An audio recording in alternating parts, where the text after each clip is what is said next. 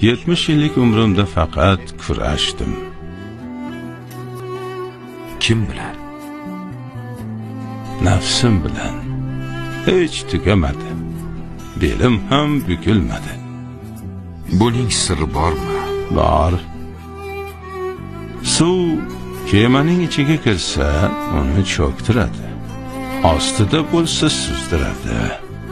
Nafsing istaklarini qalbingga jo qilsang, qalbing qorayadi. Nafsingni oyoqlaring ostiga ol, ustiga chiqib ko'tarilgin.